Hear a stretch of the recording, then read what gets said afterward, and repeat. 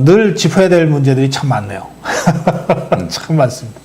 우선 제가 우선 좀 이건 아니다 싶은 좀 충격을 받았던 부분부터 제가 여쭤볼게요. 이 백두칭송위원회 있죠. 네, 백두칭송위원회. 네. 네. 이게 뭐 정말 광화문 대로 광장에서 네. 김정은을 이 칭송하는 이 사람들은 뭐 백두칭송위원회를 뭐 백두산에서 문 대통령과 김정은이 만난 것을 뭐 이렇게 기린다 뭐 이렇게 설명을 했지만 네. 이게 뭐 백두라고 하는 말이 북한에서는 김일성, 김정일, 김정은 이 3대 세습을 가리키는 말이잖아요. 이게 네. 좀 어떻게 봐야 됩니까? 일단 뭐 예. 백두칭송위원회는 벌써 명칭에서부터 예. 김정은을 칭송하기 위한 그런 위원회라 봐야 되겠습니다. 네. 왜냐하면 거기 구성원들이 전부 다 네. 과거 통진당이 헌법에 의해서 우리 이제 헌법재판소에서 이제 네. 반국가 단체로 해가지고 해산 명령을 받았지 않습니까? 그렇죠. 예.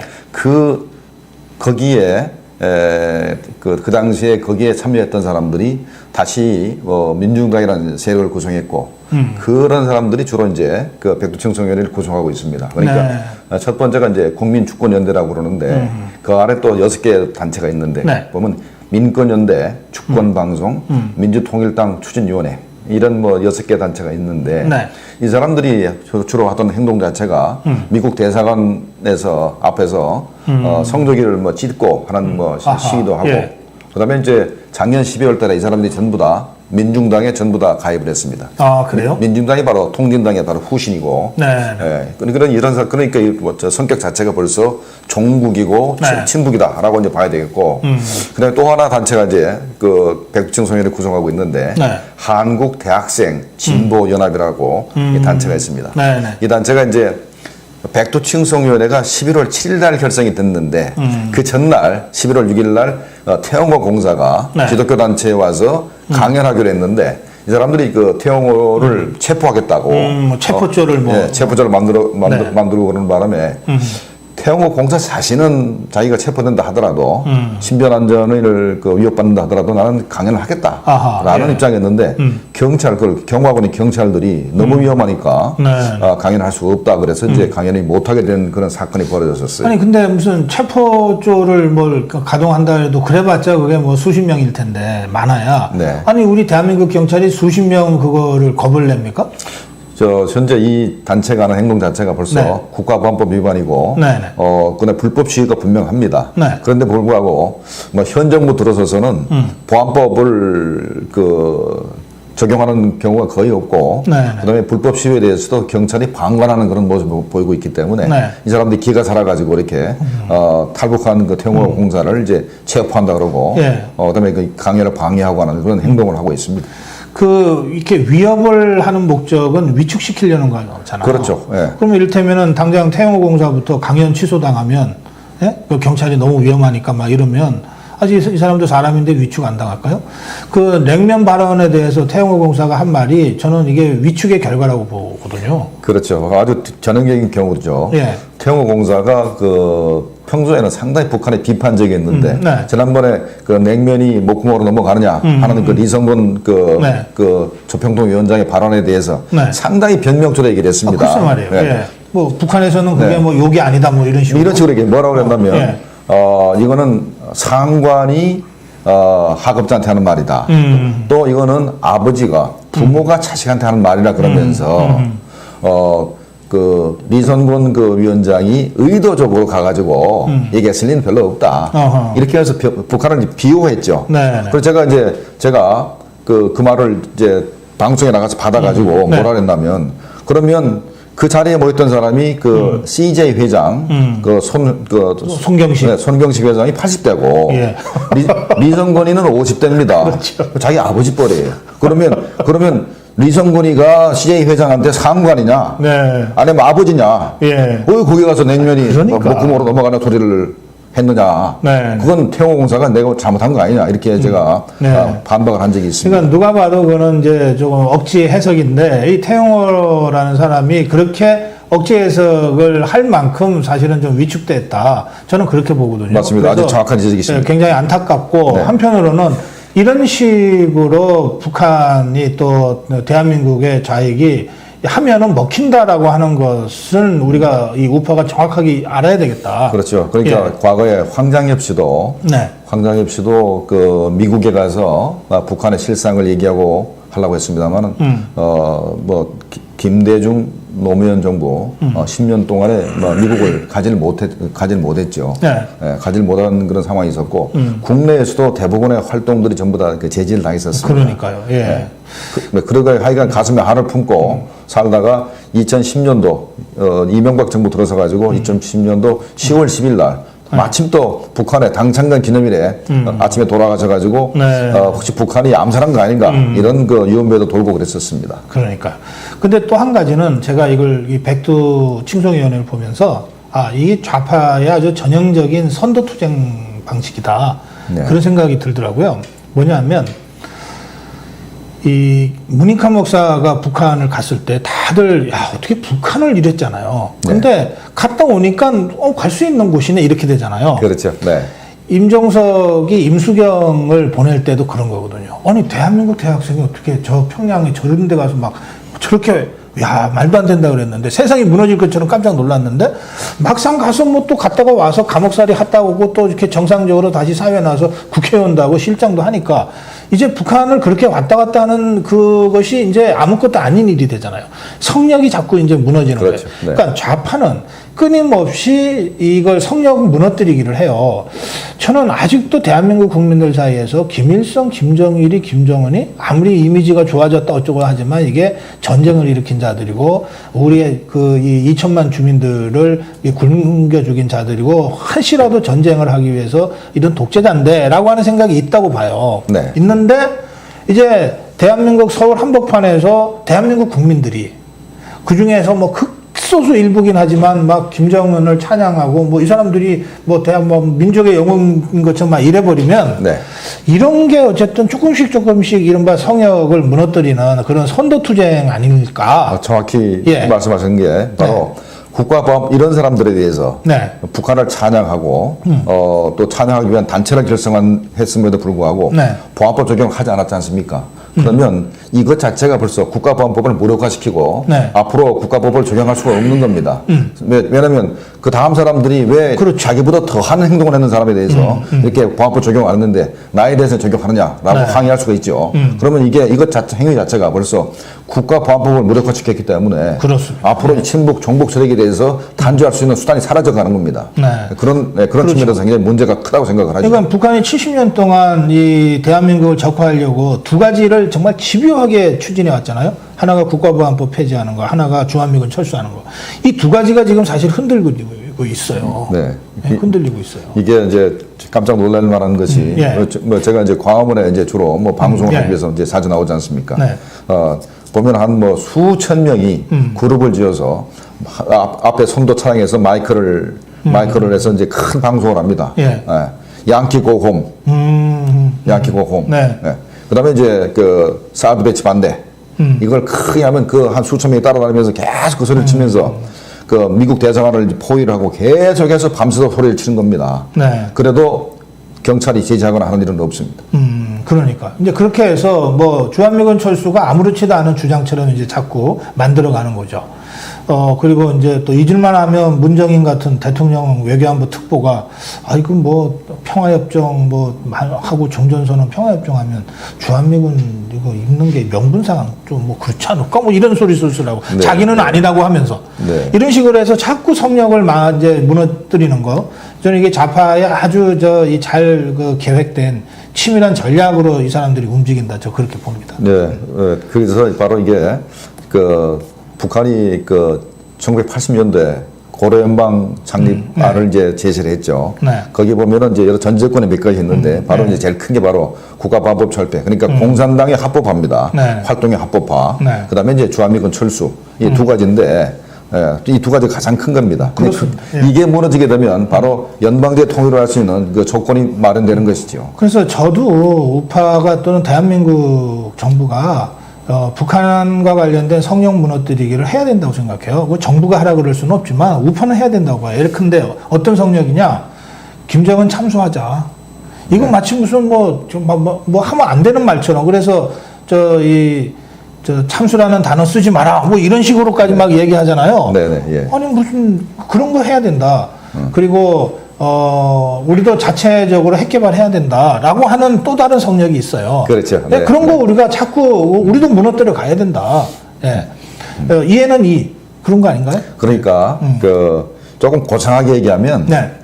김정은 참수 이게 아니고 리짐 체인지를 하자. 레짐 체인지. 예, 그러니까 김정은을 쫓아내고 북한에 새로운 정부가 들어서게 개혁 개방을 추진하고 그다음에 인권을 보호할 수 있는 그런 새로운 시점 만들자고 고상하게 얘기하면 리짐 체인지라고 우리가 얘기할 수 있는 거죠. 네, 예. 그러니까 레짐 체인지는 그 외교적인 그 전문 용어고 참수해야. 그건 저는 또 하나의 성역이 있다고 좀 보는 거죠. 네. 예, 하여튼 알겠습니다. 사실 지금 레짐 체인지 말씀하셨지만 미 국방부에서 북한 비핵화시키는 유일한 해법은 이런 식으로 지지부진한 외교가 아니고 레짐 체인지다. 이런 얘기를 지금 누가 했다면서요. 맞습니다. 예. 바로 미국 국방부의 고위 권리가 현재 북한의 비핵화할 수 있는 방안은 리짐 체인지가 유일하다. 예. 이런 얘기를 하고 있는데 이거는 저하고 생각이 똑같습니다. 아, 예. 저도 이제 리짐 체인지 이외에는 북한의 완전한 비핵화는 불가능하다 보고 네. 북한의 김정은 정권의 특성상 자기 할아버지와 아버지의 유훈 통치에서 벗어날 수가 없는데 네. 지난 수십 년 동안에 김일성과 김정일이가 해놓은 말들이 있습니다. 바로 핵을 직접 언급한 것도 있고 핵이 아니라 그냥 군사력을 강조하면서 군사력이 없이는 체제를 유지할 수 없다. 라고 하는 말들이 수많은 김일성 저작집, 저작선집, 김정일 저작집, 저작선집에 들어가 있고 네. 또 김정은 저작집도 많이 들어가 있습니다. 또 김정은이가 북한의 고위 장성들의 별을 뗐다 붙였다 하면서 한 소리가 뭐냐면 너희들 전쟁 준비가 안 됐다. 아, 예. 우리가 전쟁을 하는 것은 핵무기를 사용해서 전쟁을 해야 된다. 이런 얘기를 내부적으로 엄청나게 많이 했습니다. 그런 근거가 있는데 현재 만약에 김정은이가 비핵화를 정말로 한다 그러면 네. 북한 군부가 가만히 안 있을 겁니다. 지금까지 나라를 모욕을 주고 별 4개 붙었던 사람을 갖다가 대령으로 만들고 네. 뭐 이런 식으로 아주 모욕을 줬거든요. 그래요. 뭐 심한 사람은 뭐 처형도 해버렸고 뭐 그랬는데 이제 와서 김정은이가 말하기 비핵화를 한다.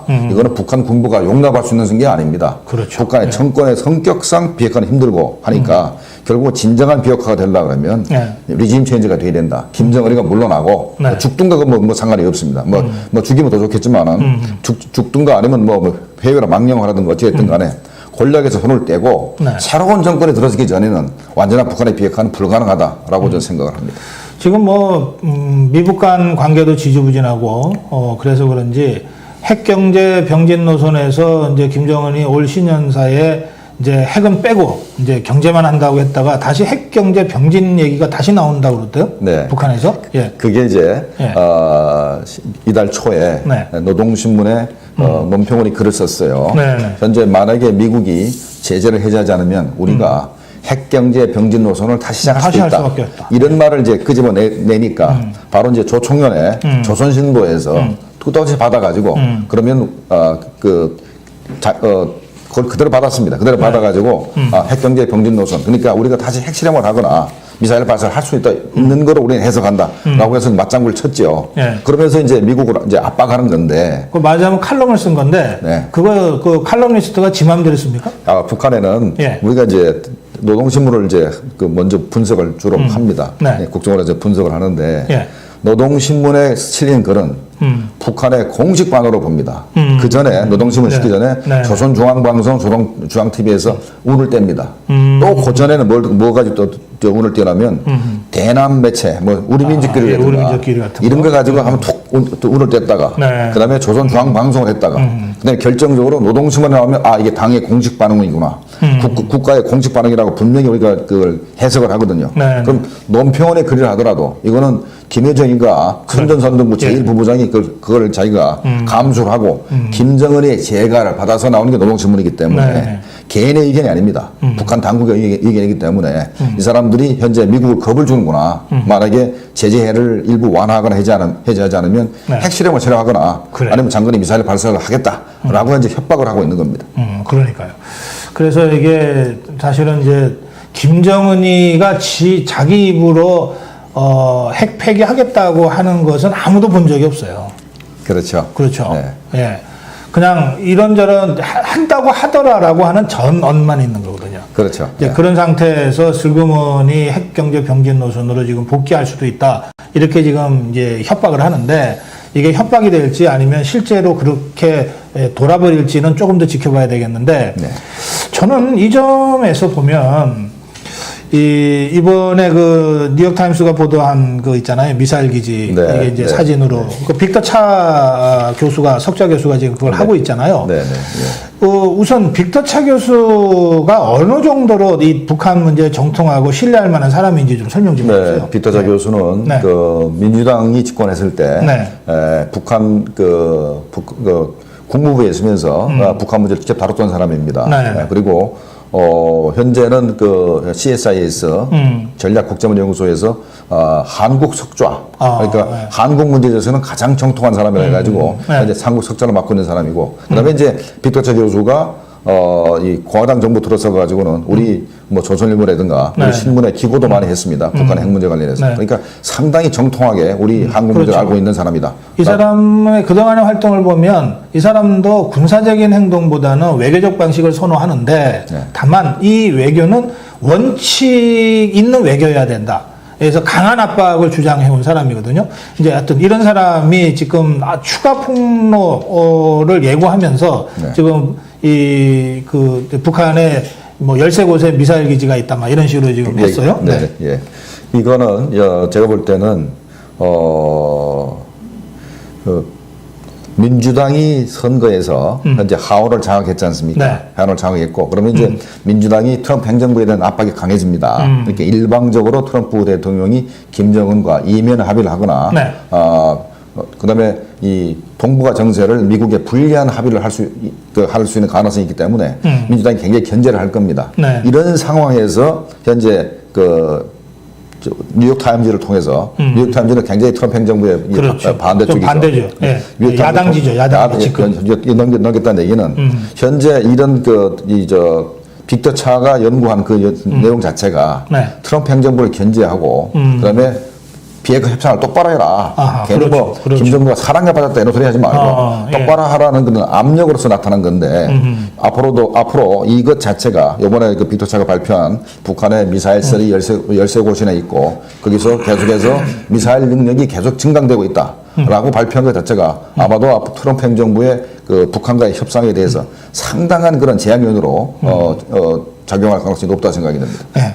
그런데 자, 이 보도가 나고 나서 우리 청와대에 김의겸 대변인이 한 말이 정말 이게 어떻게 청와대 대변인이 이렇게 생각하고 말할 수 있나 싶은 얘기예요. 보면 이 황해도 항주 삭간물의 이 기지에 있는 미사일, 이거 단거리 스쿼드 미사일이고 이거는 대륙간 탄도 미사일이 아니다. 그러니까 그러면 결국은 대한민국을 겨냥한 미사일이라는 뜻인데. 그렇죠. 그러면 미국을 향하는 대륙간 탄도 미사일만 문제고 한국을 향하는 미사일은 문제가 아니다? 아니 그렇잖아요. 그래서 어떻게 이렇게 얘기하나? 그리고 이게 청와대 대변인이지 왜 북한을 자꾸 옹호하고 변호하고 대변하려고 하냐?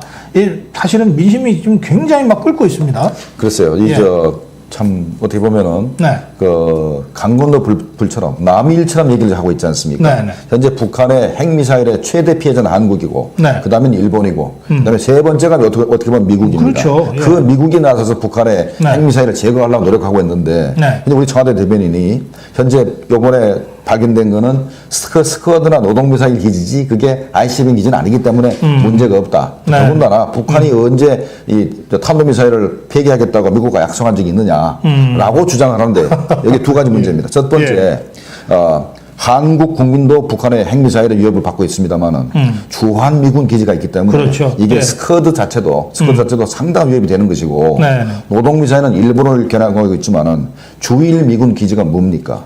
한국에 전쟁이 발생을 하면은 그 첨단 무기들은 대부분 다 일본에 가 있지 한국에 있지 않습니다.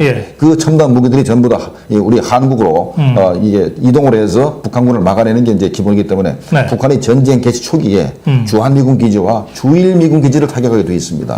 그렇다면은 이것이 미국과 상관이 없느냐? 그게 아닙니다. 그게 아니기 때문에 미국 국무부에서 이번에 뭘 했습니까? 이번에 그 CSIS에서 이거 발표하게 되니까 바로 얘기를 했죠. 네. 북한이 완전한 비핵화를 약속했는데 완전한 비핵화에는 탄도미사일 폐기도 포함된다라고 분명히 미국 국무부에서 얘기했습니다. 예. 네. 이거하고 우리 청와대에서 이거 발표하는 얘기하고는 완전히 결이 다른 것입니다. 완전히 결이 다릅니다. 하여튼 예. 이게 전쟁이 나면 이제 일본이 2차 세계대전 태평양 전쟁 참전할 때도 태평양 함대 기지 하와이부터 폭격해 버리잖아요. 그렇죠. 예. 네. 그런 식으로 아니 북한이 전쟁을 일으킨다면 지금 말씀하신 대로 전략적인 그 기지부터 먼저 타격할 텐데 예컨대 뭐 청와대를 타격한다든지 하는 방식으로 일본에 있는 주일 기지 중에서도 자기들을 위협하는데 또는 뭐 우리 쪽을 향해서도 그런 전략 기지 예컨대 무슨 성주에 사드가 있으면 사드부터 공격한다든지 이런 식이 될 텐데 그렇죠. 네네. 예, 그런 점에서 무슨 이게 미국을 향한 게 아니니까 뭐 하고 설명하는 것은 그러니까 괜찮다는 식으로도 이게 오독될 수 있어서 네. 이것은 청와대 대변인으로서는 매우 부적절한 발언이다. 그러니까 이게 재미있는 게 네. 북한이 변명을 해야 될 거를 네네. 대신 해주는 것 같은 그런 뉘앙스를 풍기고 있기 때문에 이제 네. 우리 국민의 이제 재탄을 받고 있는 것이고 그다음에 또 하나는 이 바로 이 네. 황해북도 황주군에 있는 삭감몰 기지 자체가 네. 2016년도 3월달에 김정은이 거기서 이제 미사일을 발사를 합니다. 발사한 직후에 전략군 화력 타격 그 계획이라고 해서 그 큰 지도를 보여줍니다. 한반도와 일본에 있는 지도를 보여주면서 네. 황주 그 삭간몰에서 미사일이 날아가가지고 우리 한반도 전역과 일본을 타격하는 지도를 가지고 나와서 그래서 큰 소리를 친 적이 있습니다. 네, 그러면서 뭐냐면 앞으로 미사일을 많이 만들어가지고 북한 전역에다가 미사일 발사해서 그걸 수리화하라. 수리화하라, 원시리화하라 이런 뜻이거든요.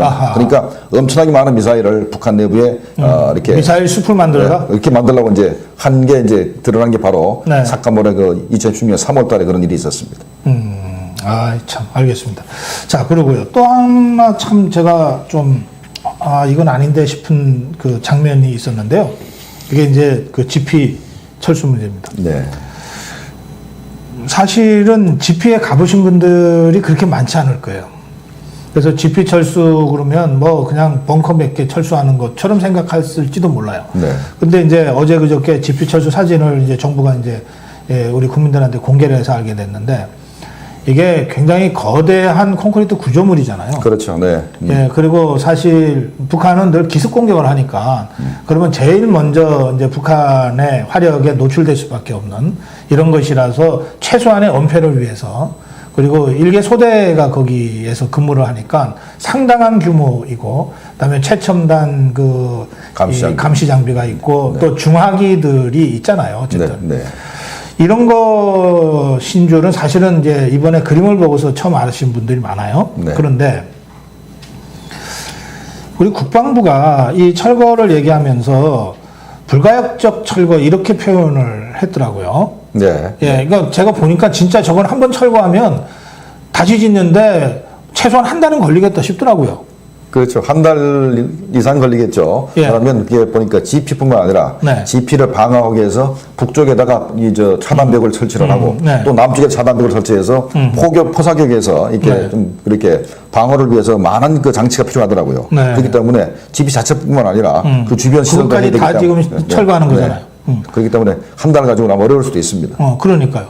그러면 지금 우리 군은 우리 문 정부는 이렇게 해서 남북 간 군사 합의를 이행하다가 북한이 무슨 비핵화 더 이상 없다든지 또는 다른 무슨 도발을 한다든지 하면 다시 원상 복구하면 된다 그러는데 아니 원상 불가역적으로 철거해 놓고서 원상 복구하면 된다는 게 이게 우선 앞뒤가 안 맞고 원상 복구하는데 최소한 한 달 이상의 시간이 물리적으로 필요하겠다라는 거예요. 그러니까 만약에 남북 관계가 안 좋아진 네. 상태에서 네.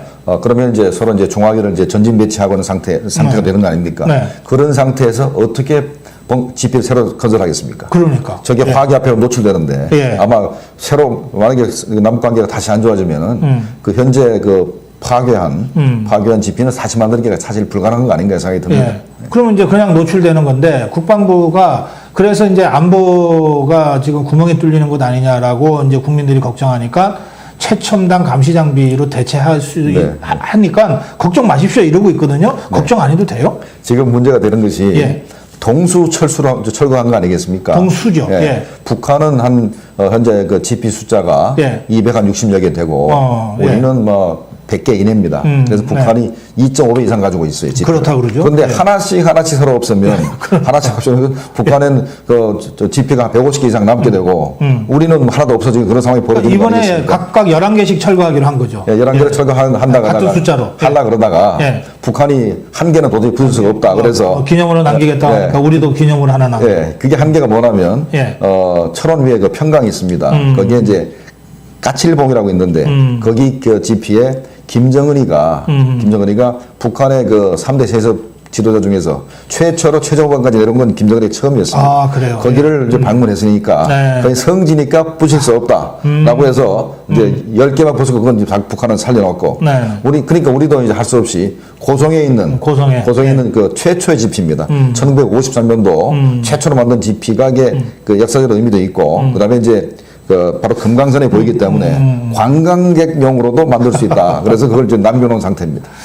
아니, 하나씩 남기기로 했는데 가만히 보니까 우리는 아주 전략적으로 중요한 곳에 북한이 남겼고 우리는 관광용으로 남겼고 그런 거네요. 그렇죠. 현재 그 평강에 있는 북한군 GP는 상당히 전략적으로 중요한 데입니다. 그러니까 철의 삼각지대의 한가운데 있는 곳인데 네. 우리 거는 다 철거하고 거기에는 북한 GP는 남겨두는 꼴이잖아요. 그렇게 됐습니다. 그렇게 되는 겁니다. 이게 6.25 때 이게 탱크 갖고 남하하던 그 루트잖아요. 정확히 보였습니다. 그러니까 북한군이 이제 주로 이제 넘어오는 그 축선이 3개인데 예. 하나는 이제 파주 문산으로 해서 서울로. 문산. 그다음에 자유로.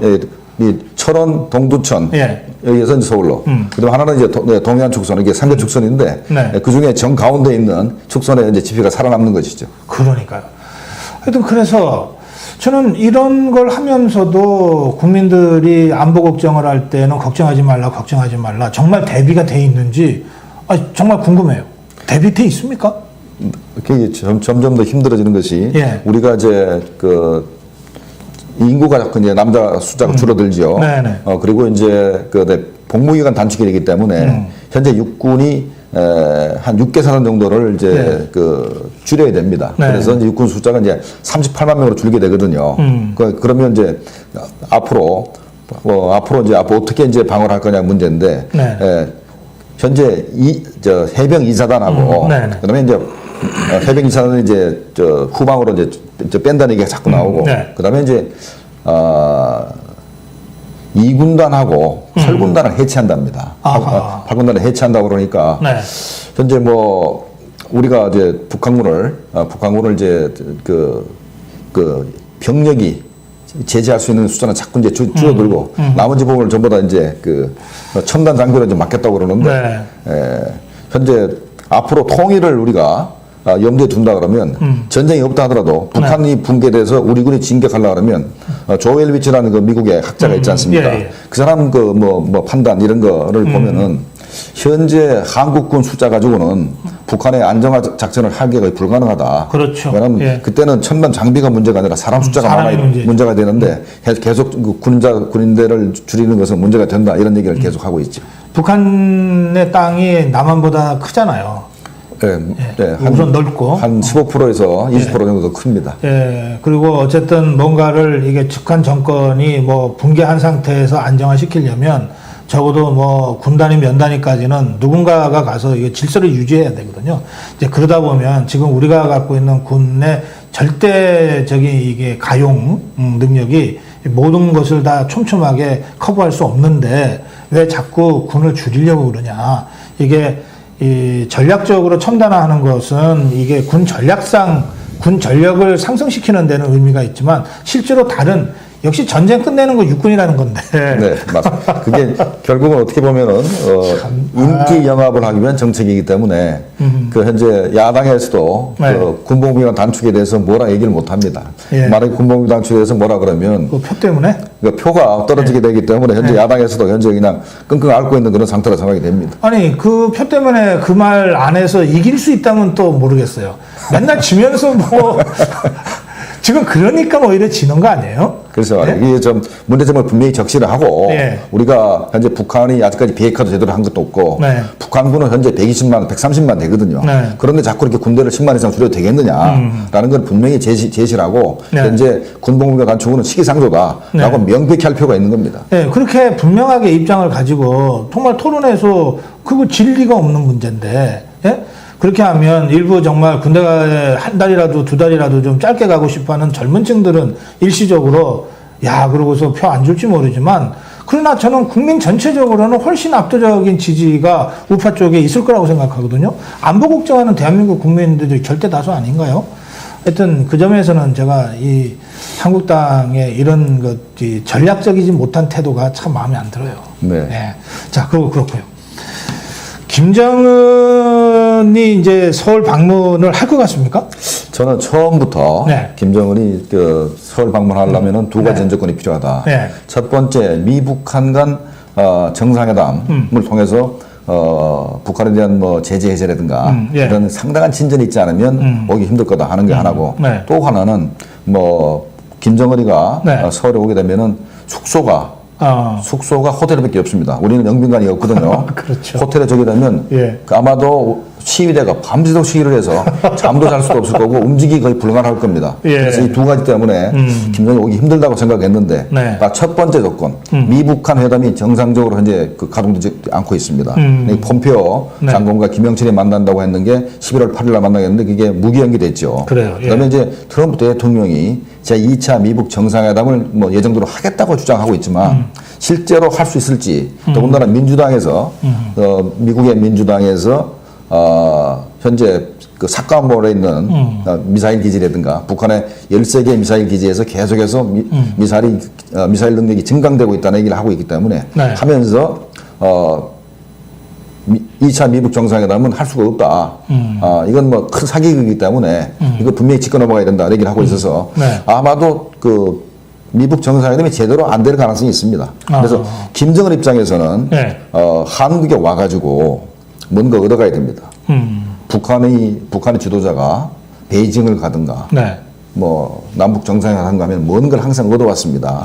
정상회담 하면은 뭐 쌀을 뭐 1년에 30만 원, 40만 원 받는다든가 비료도 한 30만 원 얻는다든가 그다음에 이제 뭐 경공업 자재를 얻어가지고 북한에 철도 도로를 건설하는 데 도움을 받는다든가 이런 게 있어야 됩니다. 그런데 현재 유엔 제재 하에서 또 미국의 강력한 그 단독 제재 하에서 김정은이 서울 왔다 하더라도 우리 정부가 해줄 수 있는 게 거의 없습니다. 그러네요. 예. 예. 그래서 김정은이 현재 미국과 회담이 잘 돼가지고 제재가 일부 해제되면 올 것이지만은 네네. 뭐 얻을 게 없는데 그러니까. 괜히 리스크를 안고 왜 한국까지 오겠느냐 하는 게 이제 첫 번째 그러니까 이유입니다. 말씀하신 대로 지금 뭘 줄 수도 없어요, 사실. 그런데 말씀하시니까 생각이 났어요. 우리 기업인들 100명을 더불어민주당이 북한으로 데리고 가서 무슨 남북 경협이 본격화할 것에 대비한 선도적 여건 마련을 네. 하겠다고 그러고 있거든요. 네. 이 기업인들이 무슨 죄길래 이렇게 그러니까 이제 12월 네. 7일부터 9일까지 민주당에서 이제 남북 경협 본격화에 대비해서 네. 사전 점검 차원에서 기업인들 100명을 데리고 가겠다. 네. 그래서 민주당 그 의원들 한 25명 정도 해서 네. 다 합치면 한 150명 정도의 대규모 하잘단을 방북단을 만들어서 이제 가겠다 그러는데 이건 전형적인 기업 줄 세우기라고 이제 보이는데 네. 만약에 말을 듣지 않으면 뭐 세무조사를 한다든가 뭐 이런 거 그다음에 또 하나는 요새 기업인들 중에서 이제 이 사법적으로 현재 문제가 있을 수 있는 코가 끼는 사람들이 꽤 있습니다. 네. 이런 사람들을 다 동원해가지고 북한에 이제 가서 이제 경협 방안을 논의하겠다고 하는데 참 어떻게 보면은 우리 기업인들이 참 뭐랄까 불쌍합니다. 어떻게 보면. 더군다나 이 사람들은 현재 한국 정부에 의해서 회초리로 맞느냐 아니면 잘못해서 북한에 뭔가 투자를 했다가 미국에 있는 자기 기업의 자산이 전부 다 동결되고 자기는 미국을 들어갈 수도 없고 그다음에 앞으로 미국과의 어떤 거래도 할 수 없는 그런 상황이 벌어질 수 있기 때문에 이런 기업인들은 아마 진퇴양난이 아니겠나 이런 생각이 듭니다. 글쎄 말입니다. 하여튼 지금 우리 기업들 경제에 전념해도 지금 모자랄 상황인데 이런 식으로 그 정치권에서 자신들 정치적 이해에 따라서 뭐 기업들 모아가지고서 뭐 방북을 하고 하여튼 이런 상황 자체는 이건 좀 정말 이 정권 차원에서라도 이거는 빨리 정리해서 이 기업들이 기업에 전념하도록 하는 것이 정말 중요하다고 생각합니다. 그렇죠. 예. 그래야 네. 그래야 이제 우리 기업에서 그 투자를 하고 네. 그래서 이제 일자리도 늘어나고 경제도 이제 이렇게 앞으로 발전하게 되는 것인데 예. 이런 이제 조그만 문제에 자꾸 걸려가지고 기업이 마음 놓고 투자를 못한다 하는 건 우리 경제에 큰 마이너스가 되겠죠. 예. 그리고 저 이제 기업 얘기도 그렇지만은 이게 남북 관계에 있어서 어쨌든 우리가 남북 협력 기금이라든지 이렇게 이제 돈을 많이 이제 쓰게 되잖아요. 네, 네. 그런데 최근에 있었던 일, 남북 연락사무소 4층 건물인데 그렇죠. 네. 이걸 새로 짓는 것도 아니고 리모델링을 했어요. 네. 했는데 처음에 8,600만 원 필요하다고 해놓고 실제로 97억 썼다는 거거든요. 그렇죠. 이걸 어떻게 이해를 해야 되죠? 저도 예. 단순한 리모델링이거든요. 네. 그러니까 무슨 뭐 벽지를 새로 바른다든가 네. 뭐 타일이 떨어지면 타일 정도 바른 정도면 아마도 최초에 그 상정됐던 네. 8,600만 원이면 충분하다 생각이 됩니다. 그런데 예산이 100배 이상 들어갔지 않습니까? 이거는 정말로 앞으로 이거는 뭐 좀 야당에서 제기를 해서 네. 조사할 필요가 있는 부분입니다. 어떻게 그 건물을 리모델링 하는데 네. 리모델링이 아니죠. 어떻게 보면은 그 내부 인테리어 좀 바꾸고 예. 뭐 벽지 좀 바르고 하는데 어떻게 돈이 이렇게 90억 들어갔느냐 하는 부분은 뭐 조사할 필요가 있다고 생각이 됩니다. 그렇죠. 그래서 이제 이렇게 되니까 야당 쪽에서 이 남북 관련 남북 협력 기금도 좋고 이게 되게 조단위잖아요. 1조 조금 더 넘는 돈인데. 네, 네. 이거는 뭐 박근혜 정부, 이명박 정부에서도 그 정도 썼습니다. 그런데 이거 남북 연락 사무소처럼 100배로 뻥튀기해서 뭔가를 자꾸 하려고 그러는 것 아니냐. 그러니까 투명하게 공개하자 이러고 있어요. 그렇죠. 그런데 네네.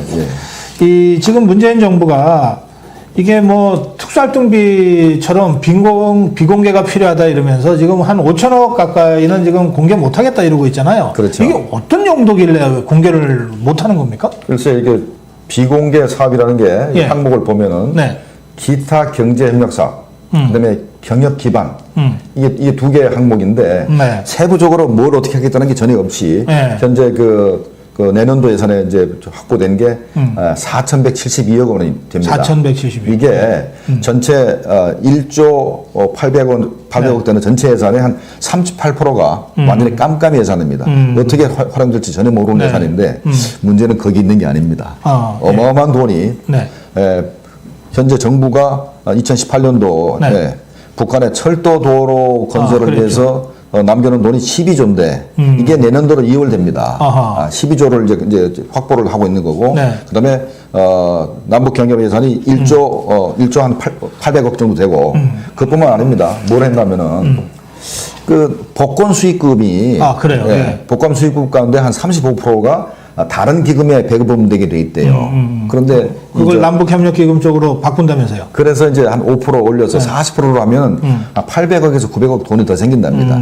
이것도 앞으로 남북협력기금으로 이제 쓰겠다고 그걸 해서 법 개정을 하겠다는 거죠? 그렇죠. 더불어민주당 쪽에서? 그렇죠. 예, 법을 개정하겠다는데 근데 이게 보면은 그 너무 지나치게 현재 유엔의 제재 국면하에서 우리가 북한에 대해서 어떤 투자도 할 수 없게 돼 있습니다. 더군다나 말 잘못하면 미국의 세컨더리 볼커즈 걸려서 그 투자를 했거나 사업을 진행하는 그 기업들은 전부 다 조금 아까 말씀드렸지만은 미국의 자산이 동결되고 거래도 못하고 그 사람들 미국에 들어가지도 못합니다. 그런 상황이 벌어질 텐데 그래 엄청난 돈을 12조 원에 뿐만 13조, 14조 되는 돈들을 그 현재 예산을 확보를 해가지고 앞으로 북한에 대북 사업을 하겠다라는 게 현 정부의 의도인 것 같습니다. 그러니까요. 지금 뭐 제주도 귤 200톤 보낸다는데 돈이 한 뭐 4조에서 7조 든다는데 이거는 청와대 뭐 대통령 특수활동비인가 뭐 그걸로 쓴다 그러더라고요. 네네네. 그러니까 이런 거 저런 거 다 다르게 쓸 수 있는 용도들이 다 있는데 그 별도로 한 4천억 가까이를 완전히 깜깜이 예산으로 책정해서 뭐 통일부 장관이 쓰겠죠. 그렇게 되면. 그러니까 이게 이 문정부가 남북관계와 관련해서 대북정책 관련해서 제일 강조했던 게 투명성인데. 네. 지금 이 사람들이 이렇게 이제 공개하라고 그랬더니 박근혜 정부, 이명박 정부에서도 공개 안 했다. 이러고 버티거든요. 그러면 박근혜 정부, 이명박 정부를 적폐 청산이라고 몰아붙이지를 말든지 박근혜 정부, 이명박 정부 때는 네. 대북 사업이 할 게 없었습니다. 할 게 없어서 예산 1조지만 거의 그대로 그냥 계속 이월됐죠. 이월됐었죠. 네. 네. 그래서 이 문제는 정말 이거는 앞으로 어떤 형태로든 국회가 아니 정보위가 있잖아요. 공개를 안 해도 정보위원들은 그 내용을 들을 수 있게 돼 있잖아요. 비공개 회의를 통해서라도. 네. 그러니까 그런 방식으로라도 내용을 찾아야죠. 네. 이거는 좀 숙제가 좀 그렇게 있는 것 같아요. 자, 그리고 트럼프하고 김정은하고요. 지금 만날 그 회담이 이제 2차 회담이 될 텐데 그렇죠. 이게 네. 될 것 같습니까? 저는 그 현재 바로 미국 시간으로 오늘이죠. 네. 오늘 트럼프 대통령이 2차 정상회담을 하겠다. 준비가 끝났다는 얘기를 했기 때문에 네네. 할 의지가 있는 것 같습니다만은 현재 김영철하고 폼페오가 만나면 이제 고위급 회담이고 네. 그 밑에 이제 최선희 외무성 부상과 네. 비건 대북정책 특별대표가 만나면 요거는 이제 실무회담입니다. 네. 북한이 자꾸 실무회담을 안 하려고 합니다. 실무회담을 하게 되면 북한의 핵리스트 신고, 그다음에 사찰 검증 문제가 반드시 제기되게 되고 그렇죠. 그것이 없으면은 그다음에 고위급 회담도 정상회담도 못 한다라고 할까봐 네. 계속해서 최선희 비건 회담은 자꾸 피하고 일단은 그 폼페이오하고 김영철이 만나 가지고 일단 2차 그 미국 정상회담 날짜와 장소만 정하자. 그걸 의제로 해가지고 회담을 해서 조금 엉성한 그 트럼프 대통령하고 또 지난번 6.12 예. 6.12 미국 정상회담처럼 이렇게 합의를 해서 뭔가 얻어내려고 하는 그런 전략을 쓰고 있는데 현재 미국 그 트럼프 대통령이 뭘 했습니까? 11월 7일 날, 11월 6일 날 중간선거 끝난 그 다음 날 얘기를 했죠. 네. 서두를 필요가 서두를 없다. 거 없다. 서두르지 않겠다라고 하면서 네, 네. 7번을 반복했습니다. 그 얘기는 앞으로 미북한 간 고위급 회담에서도 절대로 북한의 농간에 놀아나지 않겠다. 네. 분명히 핵리스트 신고하고 사찰 검증을 약속받지 않으면 정상회담 할 수 없다. 이런 의지로 보이기 때문에 네. 말은 곧 내년 초죠. 내년 초에 미국 정상회담 곧 할 것 같지만 네. 실제로는 상당히 지연될 가능성도 있다고 생각이 됩니다. 그래요. 사실은 좀 접점을 찾아가는 것보다는 점점 이렇게 엇갈리는 것 같은 이게 평행성도 아니고 이제 그런 느낌을 저도 받습니다. 그러니까 예. 가장 기본적인 게 북한이 비핵화를 의지가 없는데 처음에 트럼프 대통령이 진정성이 있다 자꾸 얘기하다가 보니까 이제 꼬이기 시작하는 거고 그래요. 예. 미국 내에서 뭐란 얘기가 나옵니까? 현재 지구상에서 네. 김정은 위원장이 비핵화 진정성이 있다고 믿는 사람은 딱 두 사람이다. 두 사람이다. 예, 트럼프 대통령하고 문재인 대통령밖에 없다라고 이제 미국에서 얘기가 나오는 거 아니겠습니까? 김정은이 자신도 안 믿는다. 하여튼 그래요. 자, 그런데 이제 이런 상태에서 사실 이제 우리 국민들이 걱정하는 것 중에 하나는 미국과 문재인 정부가 자꾸 사이가 좀 벌어지고 갈등이 이제 이렇게 좀 표출화되는 거거든요. 그것 때문에 이제 그 워킹그룹까지 이제 네. 급하게 한미가 이제 만들어서 하잖아요. 그런데 어제 문 대통령이 아세안 회의 참석차 출국했나요? 5박 6일? 네, 출국했죠. 자, 여기에 이제 세계 정상들이 다시 모이는데 펜스 부통령이 오잖아요. 그렇죠. 근데 네. 이 사람을 어쨌든 문 대통령이 안 만나는 걸로 지금 일정이 잡힌 네, 것 같아요. 네, 네. 그리고 아베도 안 만나는 거죠. 못 만나죠. 그리고 이제 네. 푸틴하고 지금 이제 문 대통령의 그 네. 회담이 그렇죠. 이제 네. 있고. 그러니까 대한민국은 그 아세안 여러 정상들이 모이는 자리에 갔는데 막상 우리 우방국인 미국의 부통령이나 일본의 아베 총리는 안 만나고 네. 또는 못 만나고 네. 푸틴하고 만나고 뭐 이렇게 지금 돼 있잖아요. 네, 이게 그리고 펜스는 아베랑 만나고. 네, 이게 참 예.